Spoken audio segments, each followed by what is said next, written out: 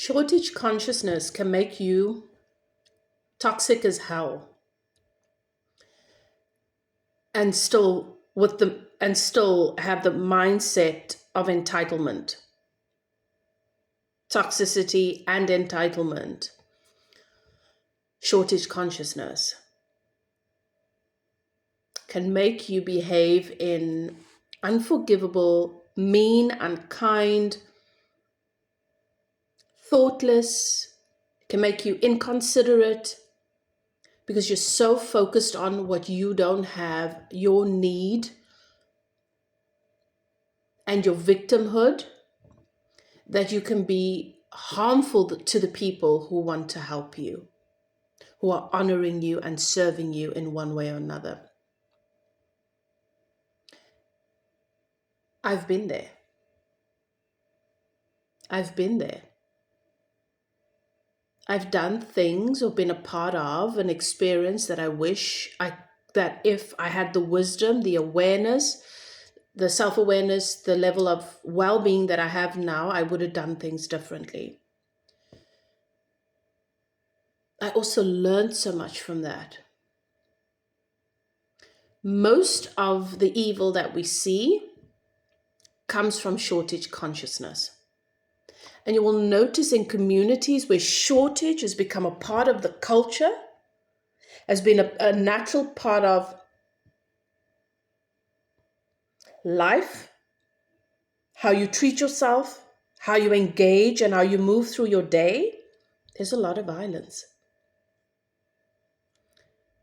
I even had to learn something as simple as being able to take care of myself. Part of my healing and becoming a healthy, normal, there's no such thing as normal, but a healthy, somewhat as healthy as I can be now, we're always growing, person was to learn to be able to sit with, acknowledge a dis-ease, a physical one. I'll give you a simple example. I dealt with an ailment, something that caused me great irritation, pain, and frustration for years, thinking that I just have to live with it because I wasn't open to exploring what it could be. I just decided the first thing that came to mind, okay, well, it's here now and maybe it's that and I have to live with it. And then this year, that very same, I thought it was an eczema patch, very same thing popped up on the other side of my body. And I was like, same thought came, it must be emotional. I was like, no, let me give this a thought. Let me try different things to figure out what this is. I got a cream at the pharmacy and it was gone within days. And I was like, the level of avoidance, the level of ignorance to sensitivity when you've had to grow, when you've had to be desensitized to your own needs, because there was no time to have a headache or a toothache or to get sick. Getting sick came at a great price. I was with my foster mother, a woman who was taking care of me, and I got sick. And she had to send me to my biological mother because she was working, and her neighbor said, no, you can't take off work. Her mother's sitting at home all day. Let her mother take her. And I experienced that, even though it was the most loving thing she could have done, I experienced that as abandonment because she sent me back to my mother, who I didn't want to be with.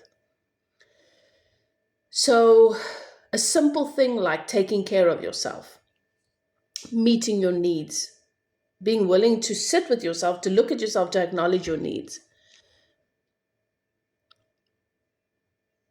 having empathy even for yourself, becoming totally desensitized and disconnected to needs. Shortage consciousness that's what I'm saying, it makes you toxic as hell. And it doesn't matter where you are or what your situation is.